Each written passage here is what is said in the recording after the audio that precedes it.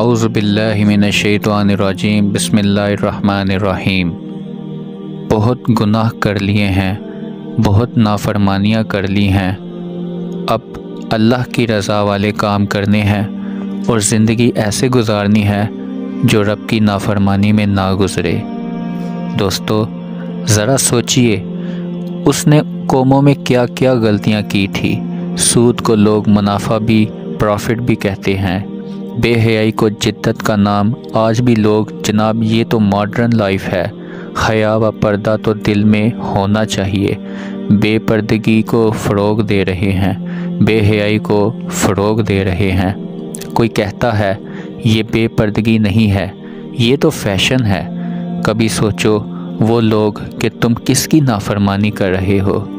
لوگ بندے کو تو منا لیں گے، اس طرح سے پروموٹ کر رہے ہیں لوگ، بس جیسے کچھ نہیں ہوگا۔ اب سوچو آپ لوگوں کو منا لو گے، آپ دنیا کو منا لو گے، کیا آپ لوگوں نے اللہ کے آگے پیش نہیں ہونا؟ وہاں کیا جواب دو گے؟ گناہ تو آخر پھر گناہ ہی ہوتا ہے، اور جب رب ناراض ہو جاتا ہے نا تو بندہ بالکل برباد ہو جاتا ہے۔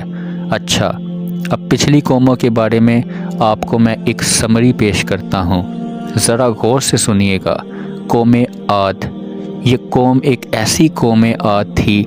یہ کون سی قوم تھی؟ اتنے لمبے لمبے قد تھے، بڑے بڑے طاقتور، اللہ پاک نے مال و دولت سے بھی قوم عاد کو بہت نوازا تھا۔ حضرت ہود علیہ السلام نے ان کو اللہ کی طرف بلایا تھا، لیکن یہ ایمان نہیں لائے، نہیں مانے۔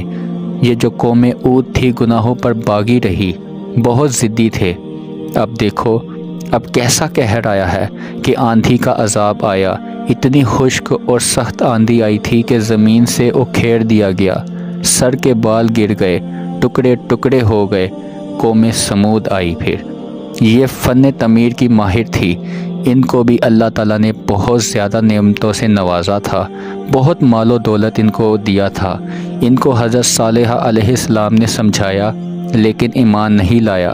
پھر کیا ہوا؟ شدید زلزلہ آیا، یہ قوم بھی دنیا سے غائب ہو گئی، تباہ و برباد ہو گئی۔ پھر اس کے بعد نمرود کیسا روپ تھا، کیسا دبدبا تھا، تخت پر تاج اللہ نے عطا کیا، اتنی لمبی عمر نمرود کو سلطنت عطا کی، مگر وہ خدائی کا دعویٰ کرنے لگ گیا۔ نمرود نافرمان ہو گیا۔ اس کا کیا حال ہوا؟ ایک مچھر کے ذریعے ہلاک و برباد کر دیا۔ اس کے بعد فرعون آیا۔ فرعون کی طاقت کا تو سب کو اندازہ تھا، فرعون اس کی طاقت کا اندازہ تو تھا، خدا کہتا تھا خود کو۔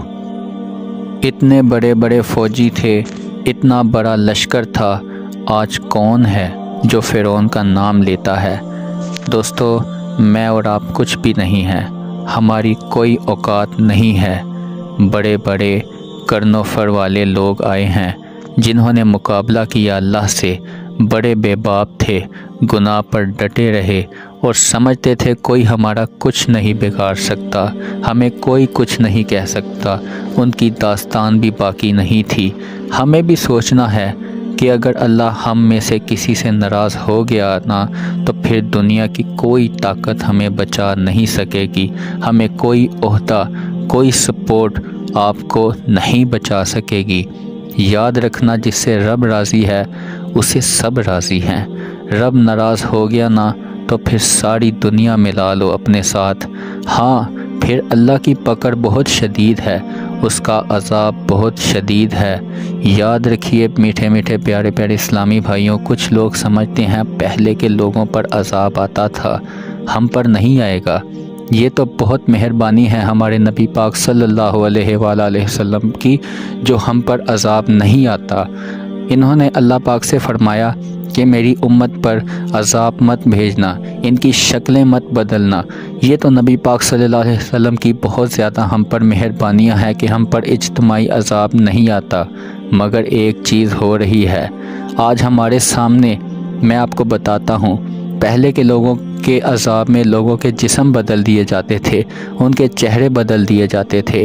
آج اس امت کا عذاب یہ ہے کہ ان کے دل بدل دیے جاتے ہیں۔ یہ یاد رکھنا اللہ تعالیٰ قرآن میں فرماتا ہے ہم پھیر دیتے ہیں ان کے دلوں اور آنکھوں کو۔ دل بگڑنے کی 3 بڑی نشانیاں ہیں۔ ہمیں کیسے پتہ چلے گا کہ ہمارا دل بگڑ گیا ہے؟ اب 3 بڑی نشانیاں ہیں۔ یہ میں آپ کو 3 بڑی نشانیاں بتاتا ہوں کہ جو دل بگڑنے کی ہوتی ہیں، اور یہ سنو اور ڈر جاؤ۔ جس کا دل بدل جاتا ہے نا، اس کے اندر 3 بڑی نشانیاں آ جاتی ہیں۔ سب سے پہلے تو نمبر 1، جس کا دل بدل جاتا ہے اس کو عطیت میں لذت نہیں آتی۔ یعنی اگر وہ اللہ تعالیٰ کا نام لے، اللہ تعالیٰ کی عبادت میں کرے تو اسے مزہ نہیں آئے گا۔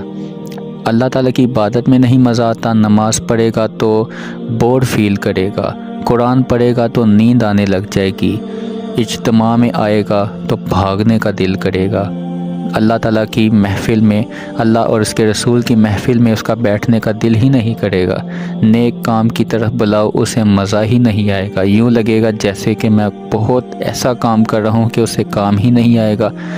وہ کہے گا میں پھنس گیا ہوں، میں بور ہوں، اگر میرا بھائی کوئی ایسا ہے مہربانی کر کے خود کو ٹھیک کر دو۔